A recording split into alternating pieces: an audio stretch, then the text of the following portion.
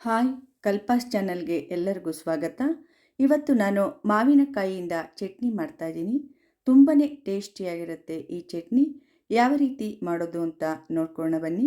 ಅದಕ್ಕೂ ಮುಂಚೆ ನನ್ನ ಚಾನಲ್ಗೆ ಸಬ್ಸ್ಕ್ರೈಬ್ ಆಗದೇ ಇರೋರು ದಯವಿಟ್ಟು ಸಬ್ಸ್ಕ್ರೈಬ್ ಆಗಿ, ಲೈಕ್ ಮಾಡಿ, ಶೇರ್ ಮಾಡಿ ಹಾಗೂ ಕಮೆಂಟ್ಸ್ ಮೂಲಕ ತಿಳಿಸಿ ಅಂತ ಹೇಳ್ತಾ ಯಾವ ರೀತಿ ಮಾಡೋದು ಅಂತ ನೋಡ್ಕೊಳ್ಳೋಣ ಬನ್ನಿ. ನಾನು ನೋಡಿ ಒಂದು ಮಾವಿನಕಾಯಿ ತೊಗೊಂಡಿದ್ದೀನಿ.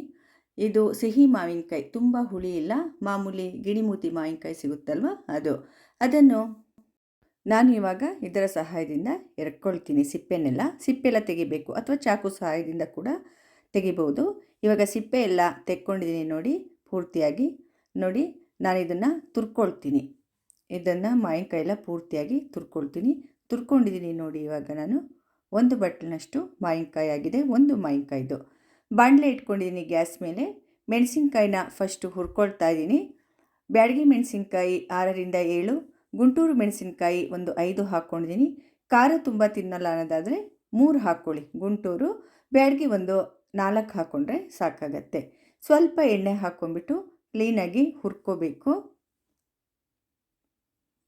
ಉಪ್ಪು, ಖಾರ, ಹುಳಿ ಎಲ್ಲ ತುಂಬ ಚೆನ್ನಾಗಿದ್ದರೆ ಈ ಚಟ್ನಿ ತುಂಬಾ ಚೆನ್ನಾಗಿರುತ್ತೆ. ಮೆಣಸಿನ್ಕಾಯಿನ ಮೀಡಿಯಮ್ಗಿನ ಸ್ವಲ್ಪ ಜಾಸ್ತಿ ಉರಿ ಮಾಡ್ಕೊಂಬಿಟ್ಟು ಹುರ್ಕೋಬೇಕು. ಇವಾಗ ನೋಡಿ ಆಗಿದೆ. ಸ್ಟವ್ನ ನಾನು ಆಫ್ ಮಾಡ್ಕೊಳ್ತೇನೆ. ದಪ್ಪ ಆಯಿತು ನೋಡಿ ಮೆಣಸಿನ್ಕಾಯೆಲ್ಲ. ಸ್ಟವ್ ಆಫ್ ಮಾಡ್ಕೊಂಬಿಟ್ಟು ಆಮೇಲೆ ನಾನು ಹುರಿತಾ ಇದ್ದೀನಿ. ಮತ್ತೆ ಬಿಸಿ ಇರುತ್ತಲ್ವ ಬಾಣಲೆ, ಅದಕ್ಕೆ ಇದನ್ನು ಒಂದು ಪ್ಲೇಟ್ಗೆ ಇವಾಗ ತೆಗೆದಿಟ್ಕೊಳ್ತೀನಿ. ಮೆಣಸಿನ್ಕಾಯೆಲ್ಲ ತೆಗೆದಿಟ್ಕೊಂಡಾದಮೇಲೆ ಅದೇ ಬಾಣಲೆಗೆ ನಾನು 1 ಸ್ಪೂನಿನಷ್ಟು ಕಡಲೆಬೇಳೆ, 1 ಸ್ಪೂನ್ ಉದ್ದಿನಬೇಳೆ ಹಾಕ್ಕೊಳ್ತಾ ಇದ್ದೀನಿ. ಹಾಗೂ 1/4 ಸ್ಪೂನ್ನಷ್ಟು ಮೆಂತ್ಯ, ಸಾಕು, ಮೆಂತ್ಯ ಜಾಸ್ತಿ ಹಾಕ್ಕೋಬೇಡಿ. ಒಂದು 1/4 ಸ್ಪೂನ್ಗಿನ ಸ್ವಲ್ಪ ಕಡಿಮೆನೇ ಇರಲಿ. ಅದನ್ನು ಹುರ್ಕೊಳ್ತಾ ಇದ್ದೀನಿ. ಅದೇ ಎಣ್ಣೆ ಇತ್ತಲ್ವ ಅದರಲ್ಲೇ ಹುರ್ಕೊಳ್ತಾ ಇದ್ದೀನಿ. ಎಣ್ಣೆ ಇಲ್ಲ ಅಂದರೆ ಒಂದು ಸ್ವಲ್ಪ ಎಣ್ಣೆ ಹಾಕ್ಕೊಂಬಿಟ್ಟು ಹುರ್ಕೊಳ್ಳಿ. ಕಡಲೆಬೇಳೆ ಸ್ವಲ್ಪ ಕೆಂಪಗಾಗಬೇಕು ನೋಡಿ. ಇವಾಗ ಸ್ವಲ್ಪ ಕೆಂಪಗಾಗ್ತಾ ಇದೆ. ಮೀಡಿಯಮ್ಗಿನ ಕಡಿಮೆ ಉರಿಲೇ ಇದನ್ನೆಲ್ಲ ಹುರ್ಕೊಳ್ಳಿ. ಇವಾಗ ಇದಕ್ಕೆ ನಾನು 1/2 ಸ್ಪೂನಿನಷ್ಟು ಜೀರಿಗೆ ಹಾಕ್ಕೊಳ್ತಾ ಇದ್ದೀನಿ. ಇದನ್ನು ಕೂಡ ಚೆನ್ನಾಗಿ ಹುರ್ಕೋಬೇಕು. ಜೀರಿಗೆ ಎಲ್ಲ ಸ್ವಲ್ಪ ದಪ್ಪ ಆಗುತ್ತೆ, ಅಲ್ಲಿ ತನಕ ನಾವು ಹುರ್ಕೋಬೇಕಾಗತ್ತೆ. ಕಡಲೆಬೇಳೆ, ಉದ್ದಿನಬೇಳೆ ಜೊತೆಗೇ ಜೀರಿಗೆ ಹುರ್ಕೊಳ್ಳೋದ್ರಿಂದ ತುಂಬಾ ಚೆನ್ನಾಗಿರುತ್ತೆ. ಹುರಿದು ಮಾಡಿದ್ರೆ ಚೆಂದ. ಈಗ ಸ್ಟವ್ನ ಆಫ್ ಮಾಡಿಬಿಟ್ಟು ಇದನ್ನು ತಣ್ಣಗಾಗೋದಕ್ಕೆ ಬಿಟ್ಟಿದ್ದೀನಿ. ಮಿಕ್ಸಿ ಜಾರ್ ಇಟ್ಕೊಂಡಿದ್ದೀನಿ ನೋಡಿ.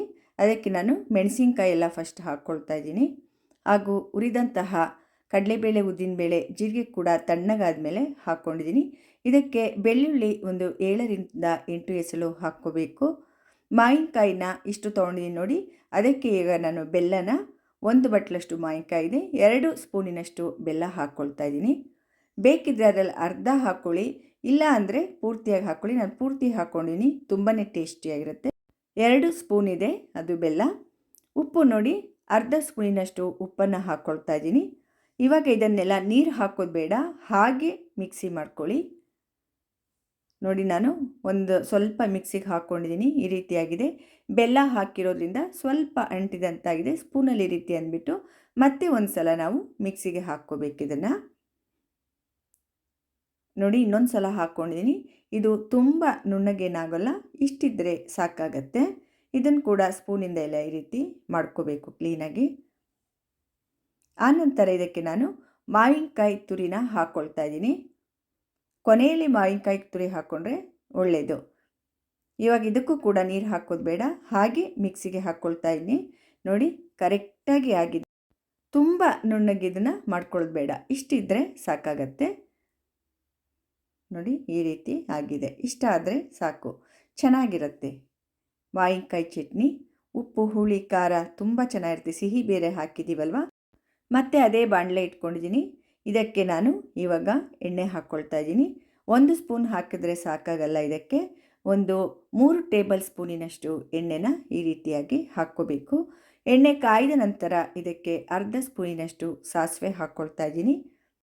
ಸಾಸಿವೆ ಸಿಡಿದ ನಂತರ ಕರಿಬೇವಿನ ಸೊಪ್ಪು ಹಾಕ್ಕೊಳ್ತಾ ಇದ್ದೀನಿ. ಹಾಗೂ ಸ್ವಲ್ಪ ಇಂಗನ್ನು ಇದಕ್ಕೆ ಹಾಕ್ಕೋಬೇಕು. ಒಂದು 1/4 ಸ್ಪೂನಿನಷ್ಟು ಇಂಗು ಹಾಕ್ಕೊಂಡು ಕ್ಲೀನಾಗೆಲ್ಲ ಈ ರೀತಿ ಫ್ರೈ ಮಾಡ್ಕೋಬೇಕು. ಕರಿಬೇವೆಲ್ಲ ಇವಾಗ ಚೆನ್ನಾಗಿ ಆಗಿದೆ ನೋಡಿ. ಇವಾಗ ಇದಕ್ಕೆ ನಾನು ಖಾರ ಹಾಕ್ಕೊಳ್ತೀನಿ. ರುಬ್ಬಿದಂತಹ ಮಾವಿನಕಾಯಿ ಚಟ್ನಿ ಹಾಕ್ಕೊಳ್ತಾ ಇದ್ದೀನಿ. ಹಾಕ್ಕೊಂಬಿಟ್ಟು ಕ್ಲೀನಾಗಿ ಈ ರೀತಿ ಮಿಕ್ಸ್ ಮಾಡ್ಕೋಬೇಕು. ಕ್ಲೀನಾಗೆಲ್ಲ ಬಾಡಿಸ್ಕೋಬೇಕು ಎಣ್ಣೆ ಒಳಗೆ. ನೋಡಿ, ಈ ರೀತಿ ಬಾಡಿಸ್ಕೊಳ್ಳುವಾಗಲೇ ಎಣ್ಣೆನೆಲ್ಲ ಎಷ್ಟು ಚೆನ್ನಾಗಿ ಅಬ್ಸರ್ವ್ ಮಾಡ್ಕೊಳ್ತಾ ಇದೆ ನೋಡಿ. ಮಾವಿನಕಾಯಿ ಚಟ್ನಿ ಎಲ್ಲ ಕ್ಲೀನಾಗಿ ಈ ರೀತಿ ಅಬ್ಸರ್ವ್ ಮಾಡ್ಕೊಂಬಿಡುತ್ತೆ, ಎಲ್ಲ ಕುಡ್ಕೊಂಬಿಡುತ್ತೆ ನೋಡಿ ಕ್ಲೀನಾಗಿ. ಎಣ್ಣೆನ ಹೀರ್ಕೊಂಡಿದೆ. ಇವಾಗ ಈ ಚಟ್ನಿ ನೋಡಿ ಎಲ್ಲ ಕ್ಲೀನಾಗಿ ಎಣ್ಣೆ ಎಲ್ಲ ಕುಡ್ಕೊಂಬಿಟ್ಟಿದೆ. ಮತ್ತೆ ಒಂದು ಸ್ವಲ್ಪ ಹೊತ್ತು ಈ ರೀತಿ ಕೈ ಆಡಿಸ್ಕೋಬೇಕು ಅಷ್ಟೇ. ತಳ ಬಿಡುತ್ತೆ ನೋಡಿ, ಈ ರೀತಿ ಕೈ ಆಡಿಸುವಾಗ ಅದೇ ತಳ ಬಿಟ್ಬಿಡತ್ತೆ. ಇವಾಗಿದು ಆಗಿದೆ, ಚಟ್ನಿ ಆಗಿದೆ, ಇದು ಕರೆಕ್ಟಾಗಿ ಆಗಿದೆ. ಸ್ಟವ್ನ ಆಫ್ ಮಾಡ್ಕೊಳ್ತಾ ಇದ್ದೀನಿ. ಚಟ್ನಿನ ಒಂದು ಗಾಜಿನ ಡಬ್ಬಿಗೆ ಅಲ್ದಿದ್ರೆ ಪ್ಲಾಸ್ಟಿಕ್ ಡಬ್ಬಿಗೆ ಹಾಕ್ಕೊಳ್ಳಿ. ಗಾಜಿನ ಡಬ್ಬಿಗೆ ಹಾಕಿದ್ರೆ ಒಳ್ಳೆಯದು. ಸ್ಟೀಲ್ಗೆ ಸ್ವಲ್ಪ ಹುಳಿ ಪದಾರ್ಥ ಎಲ್ಲ ಹಾಕೋದು ಅಷ್ಟೊಂದು ಒಳ್ಳೆಯದಲ್ಲ. ಇವಾಗ ಒಂದು ಗಾಜಿನ ಡಬ್ಬಿಗೆ ನಾನೆಲ್ಲ ಹಾಕ್ಕೊಳ್ತಾ ಇದ್ದೀನಿ ನೋಡಿ. ಈ ಮಾವಿನಕಾಯಿ ಚಟ್ನಿ ತುಂಬಾ ಟೇಸ್ಟಿಯಾಗಿರುತ್ತೆ. ಉಪ್ಪು, ಹುಳಿ, ಖಾರ, ಸಿಹಿ ಎಲ್ಲ ಸೇರಿಬಿಟ್ಟು ತುಂಬ ಟೇಸ್ಟಿಯಾಗಿರುತ್ತೆ. ಇದು ರೊಟ್ಟಿ, ಚಪಾತಿ, ಅನ್ನಕ್ಕೂ ಕೂಡ ತುಂಬಾ ಚೆನ್ನಾಗಿರುತ್ತೆ. ಹಾಗೆ ಅನ್ನಕ್ಕೂ ಕಲಿಸ್ಕೊಂಡು ತಿನ್ಬೋದು. ಹಾಗೂ ಊಟದ ಜೊತೆಗೆ ಉಪ್ಪಿನಕಾಯಿ ಥರ ನಂಚಿಗೆಗೂ ಕೂಡ ಈ ಮಾವಿನಕಾಯಿ ಚಟ್ನಿ ತುಂಬಾ ಚೆನ್ನಾಗಿರುತ್ತೆ. ಅಷ್ಟೊಂದು ಚೆನ್ನಾಗಿರುತ್ತೆ ಈ ಮಾವಿನಕಾಯಿ ಚಟ್ನಿ. ಈ ಮಾವಿನಕಾಯಿ ಚಟ್ನಿ ನಿಮಗೆಲ್ಲ ತುಂಬ ಇಷ್ಟ ಆಗಿದೆ ಅಂದ್ಕೊಂಡಿದ್ದೀನಿ. ದಯವಿಟ್ಟು ನನ್ನ ಚಾನಲ್ಗೆ ಸಬ್ಸ್ಕ್ರೈಬ್ ಆಗೋದನ್ನು ಖಂಡಿತವಾಗಿ ಯಾರೂ ಮರೆಯಬೇಡಿ. ಲೈಕ್ ಮಾಡಿ, ಶೇರ್ ಮಾಡಿ ಹಾಗೂ ಕಮೆಂಟ್ಸ್ ಮೂಲಕ ತಿಳಿಸಿ ಅಂತ ಹೇಳ್ತಾ ಎಲ್ಲರಿಗೂ ನನ್ನ ಧನ್ಯವಾದಗಳು. ಮುಂದಿನ ರೆಸಿಪಿಯೊಂದಿಗೆ ಮತ್ತೆ ಸಿಗ್ತೇನೆ. ನಮಸ್ಕಾರ.